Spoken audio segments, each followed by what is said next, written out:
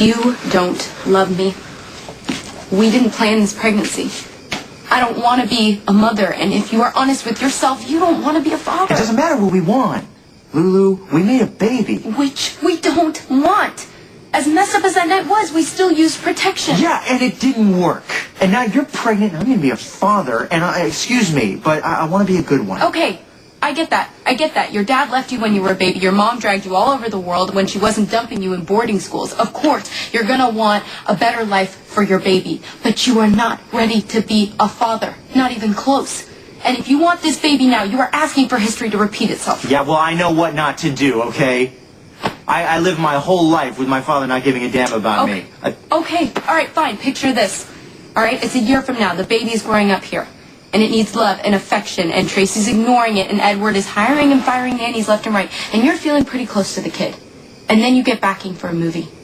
And all you have to do is go to California for 6 months. What are you going to do? Huh? You're going to pack up the kid? Are you going to ask Georgie to babysit? Huh? And let's say that works out. And you get another deal, but this time it's in Europe. And the child is starting to walk. What are you going to do? Fly away? Are you going to bring the baby with you? What about school? What if you're in the middle of finals when the baby says dada?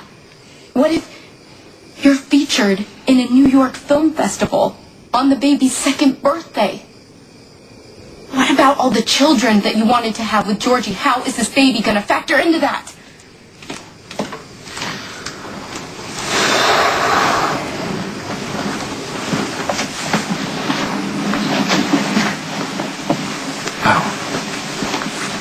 Okay. Obviously, you've given this a lot of thought. Dillon,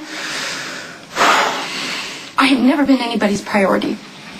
Not like Spencer is to Nicholas, not like Cameron is to Lucky and Elizabeth. This baby is not going to be anyone's priority, except for the nanny, whoever she turns out to be. That is not fair. I refuse to let my child grow up believing that it is a mistake. Don't call it a mistake. Dillon, the condom failed. That means it's a mistake. So, what about all your dreams? Are you willing to give them up just because you had sex with me a few times? Listen to me. I'm willing to make sacrifices. A lot of important things are going to happen in your career in the next few years. Those next few years are also one of the most important things in a baby's life. Which one do you want to miss out on? Because you can't have them both. So why don't we just let this be over? Because you'd be killing our baby.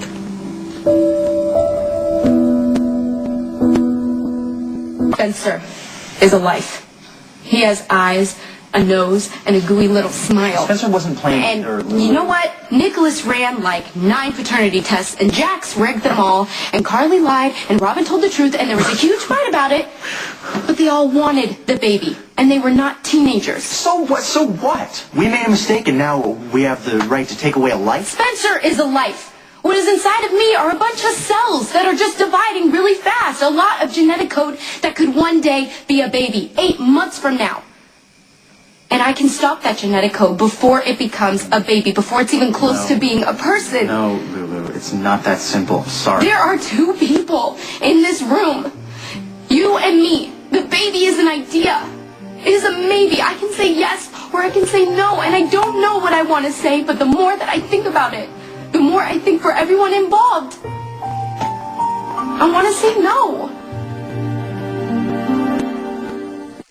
We have no right to bring a child into this world that neither of us want. So maybe the best option for us is to stop this process right now. I understand what you're saying, okay? I really do. But the fact of the matter is, if you don't have this procedure, in 8 months, you're going to have a baby. Not DNA or cells or whatever you said. You're going to have a baby. Like, it could have your nose or that little pout that you do, or my shoulders, or my hair. Not that I wish that on anyone, but the point is, if you do this, if you have this procedure, I'm going to spend the rest of my life thinking about the fact that I created a child and never gave it a chance to live. But what kind of life can we give it? Okay, well, don't you think that a less than perfect life is better than no life at all? I mean, even if you and I don't want the baby, the core remains do, and isn't giving it to them better than terminating a pregnancy? I don't know. Well, Look, I've listened to your side. I hear it. Can you just listen to mine first? Yes. Okay. I know that it's your body, and I know that it's your choice, and I respect that. But I am the father, and I would raise this baby. I really would. So that's an option. Giving it to me is an option. But what kind of life could you give it? I'm rich, Lulu. That helps. But you hate living in this house. It doesn't matter. It doesn't matter because I still live here, and you know what? They're not that bad. I mean, quartermains make mistakes, but we've learned from them. But what if we haven't? Well, I'm not gonna lie to you. I mean, my career is really important to me, but I would make sacrifices. I'm not gonna abandon the kid like my father did, and I'm not gonna drag him all around the world like my mom did. I can't provide a perfect life, but I can do pretty damn good. By giving up or postponing all of your dreams. I would spend as much time as I could with the child. Yes, there would be a nanny, but hey, you know, that's how all quartermains grow up. It's not a perfect life, Lulu, but it's a life, and it's the best I can do.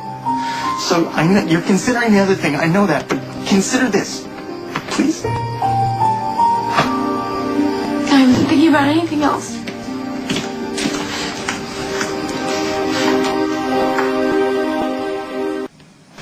Dillon wants the baby. Even if the situation isn't totally perfect, he's still opposed to ending the pregnancy. There are worse things in this world than being brought up a quartermain. No child should grow up unwanted. But they do. My father vanished years ago, Lulu. I wouldn't recognize him if I saw him walking down the street. And my mom, she's in Texas taking care of my great-grandmother, and sometimes I'm shocked that she's not begging myself or Maxie to move down there with her.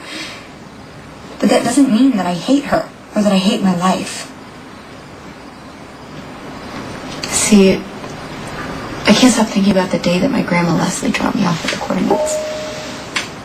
We had had a huge fight, and she said that I was acting out for attention, and she would see to it that attention was paid.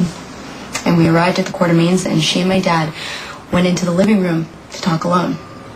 And I naturally listened at the door because that's the only way I found out about anything. And I heard my dad's voice. And he said that I was my mother's project. That he did not want another baby. That he never wanted me. Lulu, I am so sorry you had to hear that. Something inside of me shut down that day. I can't explain it, but something just disappeared. And I can't get it back. And I will never be that person that I was before I heard my dad say that he didn't want me. And I will never do